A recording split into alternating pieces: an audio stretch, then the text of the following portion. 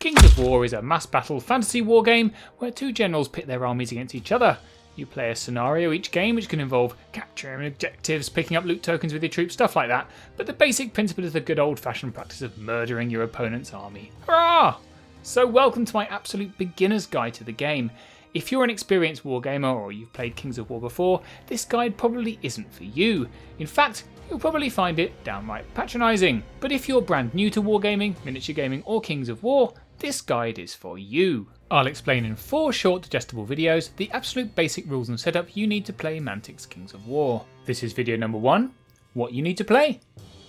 This first video goes over the basics you need to get started in Kings of War. If you've watched some battle reports or seen people play, you might be confused by the array of tools they use, but the good news is you don't need all of those to get started. So first things first, you need an opponent. Oh, how convenient! Hello? Hello. Now, Christine is a great opponent to have for this series because she's never played Kings of War, in fact, any war games at all, although she is terrifyingly good at card games. Now, let's have a look at the tools we need. Before we get to anything else, I'd of course recommend the Rulebook. I'm covering the basics in these videos, but the rules are also simply and clearly explained in the rules themselves. They've also got your army lists and a whole ton of lore material on the Kings of War universe, which takes place on a world called Panathor. If you're not sure whether you want to commit yet, Mantic actually make the basic rulebook available for free on their website. You can download the rules there and get started without spending a penny, which is a great way to try it out. Right, here you go. There's your rulebook. I assume we'll be reading that cover to cover? Not today. Alright, okay. So with the rules in hand, first you'll need some dice. We use 6-sided dice for everything in Kings of War, called D6s of course. We roll a lot of dice, so 15 to 20 each is a good starting number. My advice is don't go too massive, because when you're rolling a lot of dice you need to get them all in your hands. Christine, can you get these in your hands?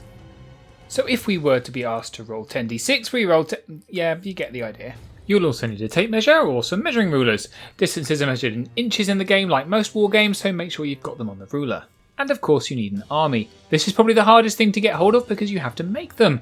There are tons of videos online about how to paint and base your miniatures, so I'll let you look for those. But the difference between Kings of War and other miniature games is that it doesn't really matter too much which minis you use, so long as the base size of each unit matches the units you're playing and they look like the unit they're supposed to represent. It's good to use Mantic's miniatures because that's what keeps the company going, but any miniatures are okay to play. I'm not about to get into the detail of how to make your army because we're more interested here about how the game is played. So instead, I'll link below this video the Mastercrafted Guide to Army Construction, which talks a little bit more about it. You can also knock up a list using the Easy Army List Builder website, which can be found at mantic.easyarmy.com. Damage in Kings of War is marked on the units as the damage is done. Most people use a different dice plopped behind the unit. We've got some little red ones here so we don't get confused with the ones we're rolling. But you can also get fancy damage counters or trays to put your damage dice in. I've even seen people just write the damage on little bits of paper, whatever works for you. To start off with, that's pretty much it. There are a couple more things that do make it easier, so while they're not essential, we'll mention them here. The first is what's called an arc template, and here's a couple of examples. They measure a 45-degree angle from the corner of a unit, and that's important for determining things like what your units can see. I'll get to their use in the later videos. It's also good to have some little tokens or markers. These can be used to mark objectives on the board or changes to a unit's statuses. As long as you know what they mean, they can be anything, although a 25mm kind of round circle is generally the standard for things like objectives. And of course you need a gaming table. Kings of War is a massed battle game, so you'll need some space. Standard games tend to use around 2,000 points or a bit more, so we tend to use a 6-foot by 4-foot gaming table. But for small starter games you can use any size you like, so long as your armies don't get too crowded. 4 foot across from your opponent is a good starting point, however, as it gives you a bit of room to manoeuvre before getting into combat. You'll notice we've got a battle mat on the table here, which adds to the atmosphere, but it's not necessary at all, and any table will do so long as there's room for your armies to fight. You don't have to use terrain when you're starting, but the terrain on the battlefield is a huge part of the game. You can see from this table that in Kings of War each piece of terrain has a clear edge, which is important for the game. So for example, you can see here for my woods, I've got a little base that I can take the trees off should a unit move onto them.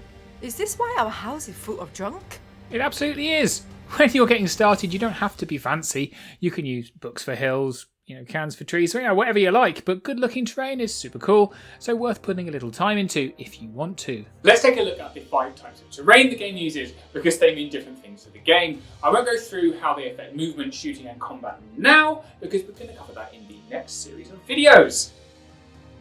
The types of terrain are open, blocking, difficult, obstacle and hills. Open terrain is the normal battlefield. You can move across it without penalty, and it doesn't mean anything special. Blocking terrain is big houses, rocks, castles, anything that is a substantial barrier. You have to go around them because they block you, hence the name. Difficult terrain is something that's going to impede movement and the ability to see across it, but isn't as impenetrable as blocking terrain. Examples are woods, fields, lakes. You can move through them and shoot through them, but they're going to affect how successful that action is. It's good to make sure models can sit in the terrain without falling over, so having them as flat as possible is good. Obstacles are a specific type of terrain like walls and hedges. They tend to be long and thin and have a different effect to difficult terrain. Last of all, we have hills. These are treated like open terrain for moving across them, but because they're raised have a special effect on things like line of sight and if you attack someone from them. In fact, all these pieces of terrain have height, which has an effect, but we'll cover that in the next videos. So we've got our table, we've got our army, our dice and our measures. That's everything you need to play. And a rulebook. And the rulebook, that's kind of important too, yep. Our next video looks at the first of the 3 phases you go through, which is movement. Good luck, and may the best general win.